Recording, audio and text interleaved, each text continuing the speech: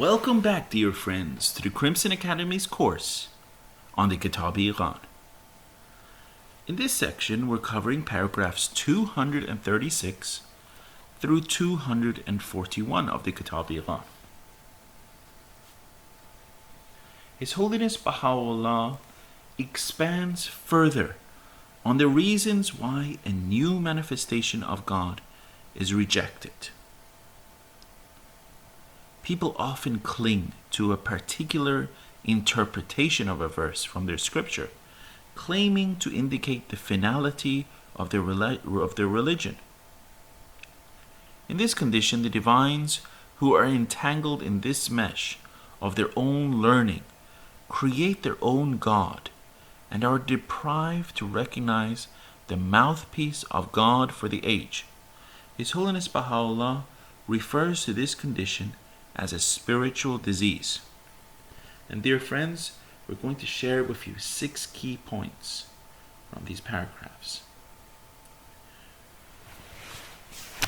The first key point is people argue the finality of their religion by clinging to a particular interpretation of a verse from their holy book. Baha'u'llah refers to himself as the divine Joseph, and we find that reference in Gleanings from the Writings of Baha'u'llah, page 209, who has been bartered away by the heedless for the most paltry of prices. The word ta'wil applies to the interpretation of figurative verses of the Quran, and the word tafsir applies to the interpretation of the perspicuous verses of the Quran. The divines have created their own God and are entangled in the mesh of their own learning. And the final point is the verses revealed by the Bab have been so abundant that no one can make an estimate of their numbers. Okay. In paragraph 236, His Holiness Baha'u'llah provides another reason why people reject a new manifestation of God. They argue the finality of their religion by clinging to a particular interpretation of a verse from their holy book. They insist that there can be no manifestation of God unless he promotes the laws and teachings of their religion. Baha'u'llah refers to this condition as a spiritual disease. In order to illustrate the absurdity of such argument, Baha'u'llah mentions an example from the time of Muhammad. The Jews and the Christians claimed that there would be no prophet after their messengers. In response, Muhammad revealed the following verse: "And Joseph came to you aforetime with clear tokens, but ye ceased not to doubt of the message with which he came unto you, until when he died, he said, God will by no means raise up a messenger after him. Thus God misleadeth him who is the transgressor, the doubter." And we find that in the Quran, chapter 40, verse 34. Friends, this verse illustrates how the rejection of Muhammad reflects the conduct of the infidels at the time of Joseph, when they refused to accept him until after his death, and then claimed that there would be no other messenger of God thereafter. Joseph is one of the prophets of Israel, mentioned in both the Quran and the Bible. His father Jacob had 12 sons. Joseph was the 11th son from Jacob's favorite wife Rachel. The different tribes of Israel are descendants from each one of the sons. They are collectively called the sons of Israel. Jacob himself had the title of Israel. The story of Joseph is described in Genesis chapter 30 through 50, and the surah of Joseph, the 12th surah of the Quran. The brothers of Joseph were jealous of him, particularly after Jacob gave Joseph a coat of many colors, as an indication of his special love for him. Hence one day they took Joseph out of town and threw him in a well. They then told Jacob that a wolf had killed Joseph. Jacob, in his grief for Joseph, cried so much that he went blind. Joseph was rescued by a group of travelers who visited the well for water. However, his brothers learnt about the rescue and sold Joseph into slavery. His master took him to Egypt. Later, Joseph became the favorite of the Pharaoh after interpreting his dream and prophesying from it that 7 years of prosperity would be followed by 7 years of famine. Joseph was appointed by the Pharaoh as his highest official and was charged with the responsibility of collecting food for the period of the famine. The Egyptians survived the famine as a result of Joseph's interpretation of the dream. Joseph's brothers came to Egypt during the famine to acquire food. Joseph revealed himself to them, and they were reconciled.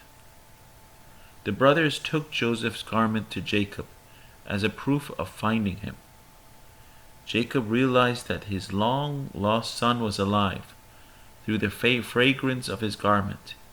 He then moved the entire family to Egypt, where the descendants settled and multiplied.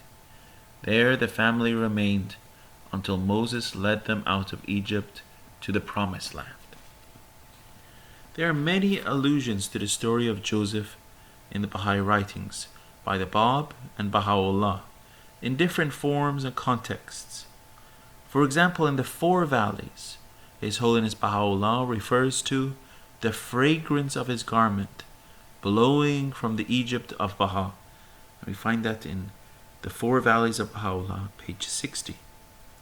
In the Kitáb-i-Iqán, Baha'u'llah writes, "From my laws the sweet-smelling savor of my garment can be smelled." And we find that in the Kitáb-i-Iqán, page 21. These are allusions to the story of Joseph and the scent of his garment that enabled Jacob to identify him. The metaphor of the fragrant garment has been numerously used in the Baha'i writings to imply the recognition of a manifestation of God. Baha'u'llah refers to himself as the divine Joseph. And we find this in the Gleanings from the Writings of Baha'u'llah, page 209, who has been bartered away by the heedless for the most paltry of prices. The Blessed Bab also makes a similar statement when he calls on the peoples of the East and the West, "Be ye fearful of God concerning the cause of the true Joseph, and barter him not for a paltry price established by yourselves, or for a trifle of your earthly possessions." And we find this, friends, in the selections from the writings of the Bab, page 49. In the Qayyum al-Asma, the Bab identifies Baha'u'llah as the true Joseph and predicts his sufferings at the hands of his treacherous brother.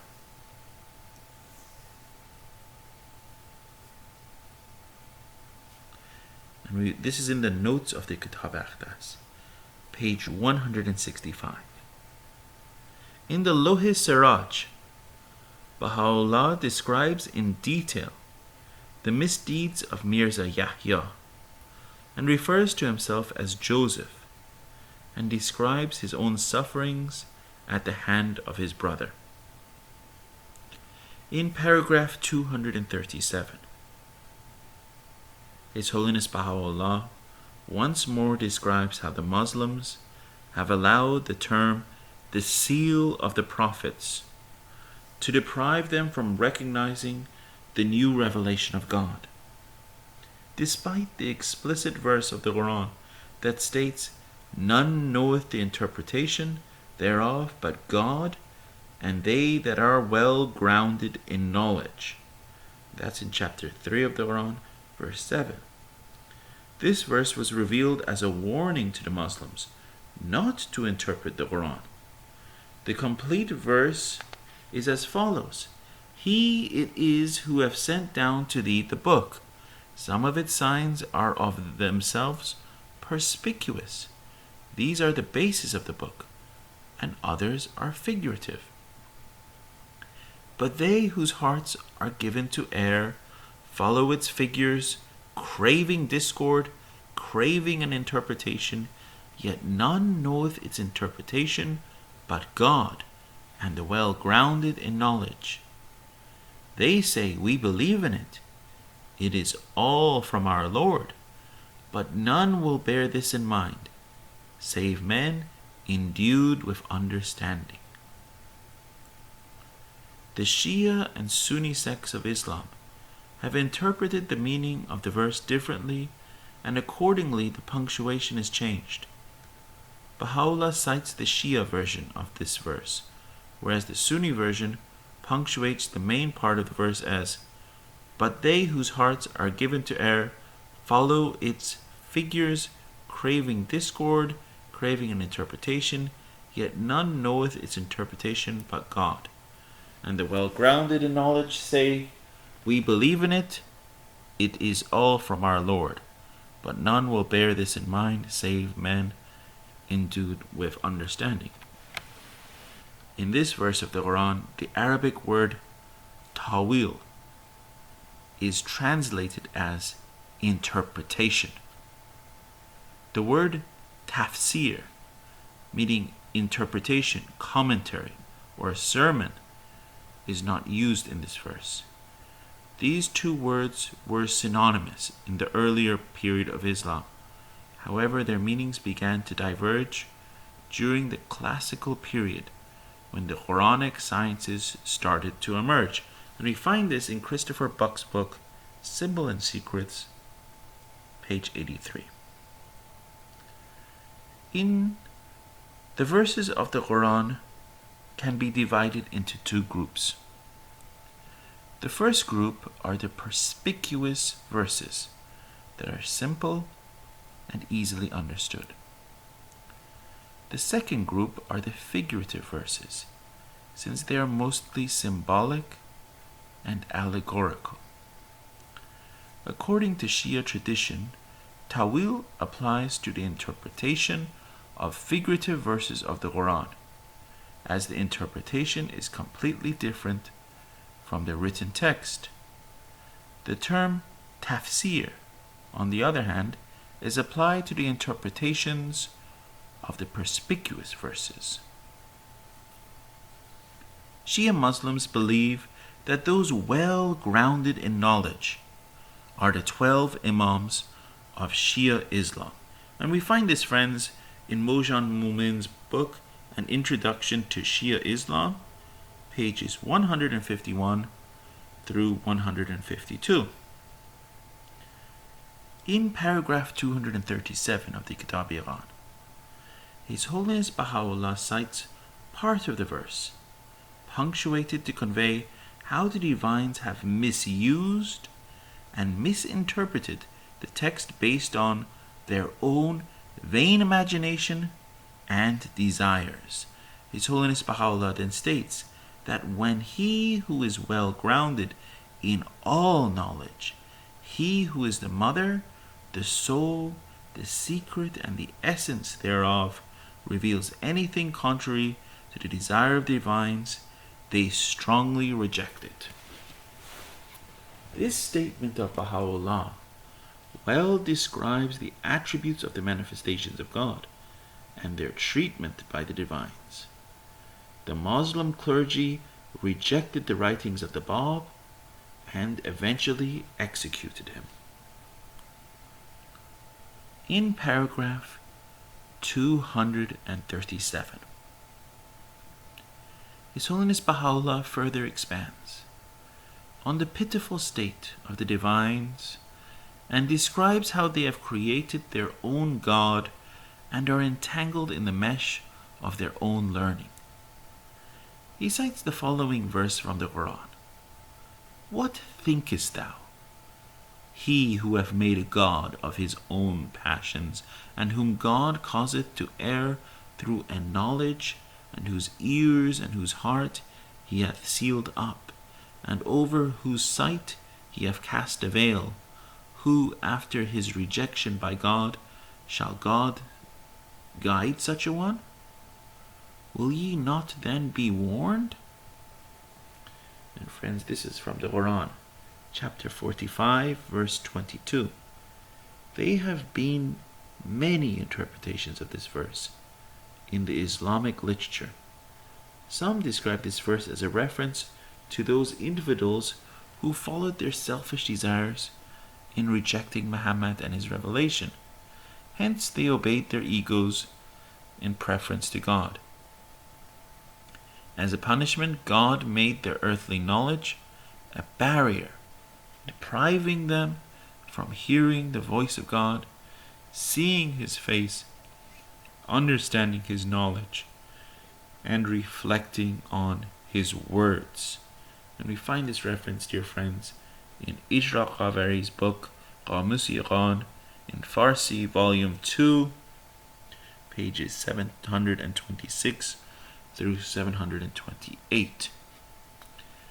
His Holiness Baha'u'llah explains in paragraph 238 of the Kitab-i-Iqan that in addition to its apparent meaning, this verse specifically represents the divines of this age who rejected the manifestation of God and worshipped their own false gods of acquired knowledge, passion, and selfish desires. Baha'u'llah then refers to two verses from the Quran to illustrate that the arguments of those who rejected the Bab and opposed his mission were identical to those made by the infidels at the time of Muhammad. The first states, "Say it is a weighty message from which ye turn aside." We find this in the Quran chapter 38, verse 67. And this verse indicates the significance of the revelation of Muhammad as a mighty message foretold by the past sacred books.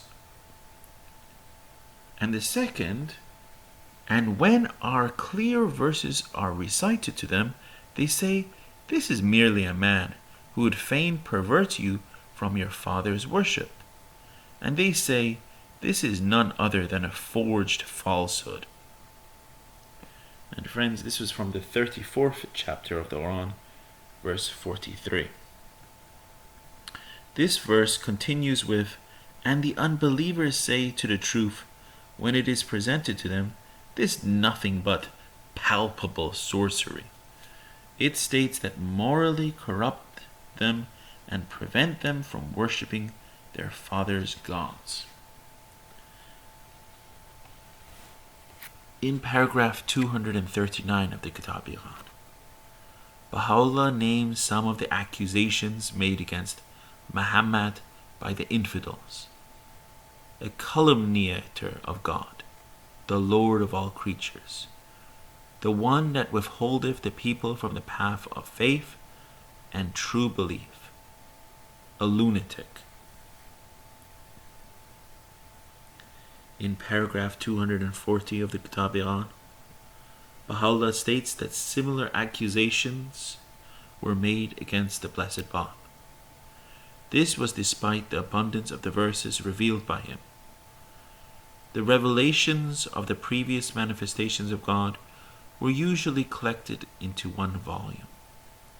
However, the verses revealed by the Bab have been so abundant that no one can make an estimate of their number. The available writings add up to 20 volumes. However, many of the tablets have been either stolen or fallen into the hands of the enemies of the faith, and many of them have been destroyed.